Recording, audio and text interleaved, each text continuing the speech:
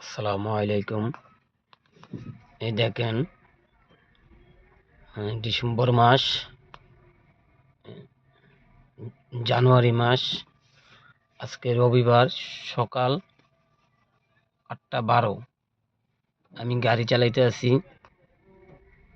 Headlight জ্বালায়ও কিছু চোখে দেখতে আসি না। শিকদার মেডিকেলের ভিতরে রাস্তা তো কিছুই চোখে দেখি না। শিকদার মেডিকেলের ভিতরে গাড়ি চালাইতে ম্যাডামরে নামাইতে আসছি মেডিকেলে, কিন্তু চোখে কিছুই দেখতে আসি না কুয়াশার জন্য। আল্লাহ তালা জানে দেশের কি অবস্থা হয়। সকাল 8:13 বাজে, দেখেন কি অবস্থা কুয়াশার। মানুষে হাঁটতে পারতেছে না, মানুষ চোখে দেখা যাইতে আছে না, এরকম অবস্থা। এটা হলো মোহাম্মদপুর রায়বাজার এলাকা, বেরিবাগ শিকদার মেডিকেল। এই হলো রাস্তার অবস্থা, দেখেন কোনো কিছুই চোখে দেখা যাইতেছে না। এইভাবে গাড়ি চালান কত রিস্ক।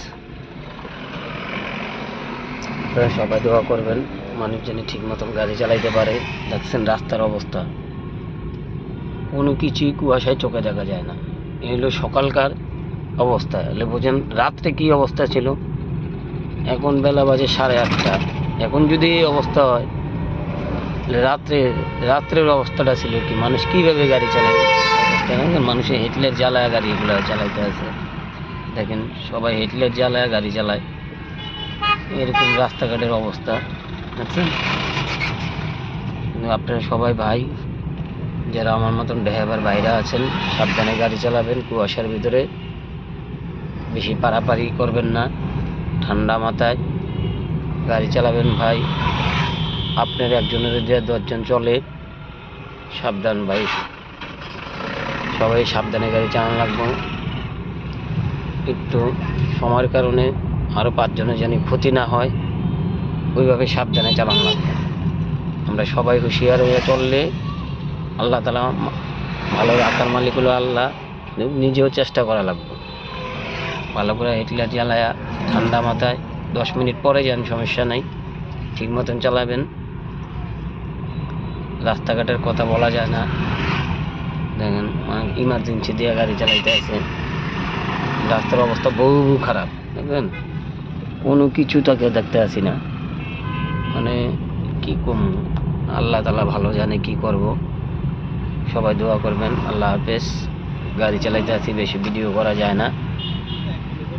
দেখছেন কীভাবে মানুষের গাড়ি চালায়, কিছুই চোখে দেওয়া যায় না। ইমার্জেন্সি চালায় সবাই, গাড়ি চালাইতে আছে।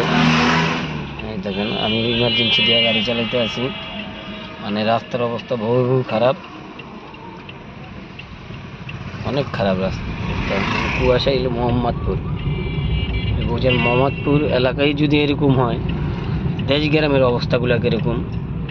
আর যারা রঙে গাড়ি চালায় তাদের অবস্থা তো মনে হয় আরও কষ্ট।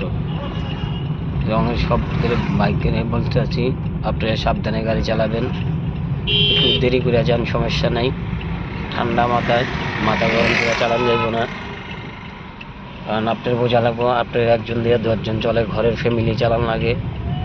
আমাদের কামাই দিয়েই সব কিছু চলে, কিন্তু এই হিসাবে আমাদের অনেক সাবধানে চলা লাগবে। সবাইকে আসসালামু আলাইকুম।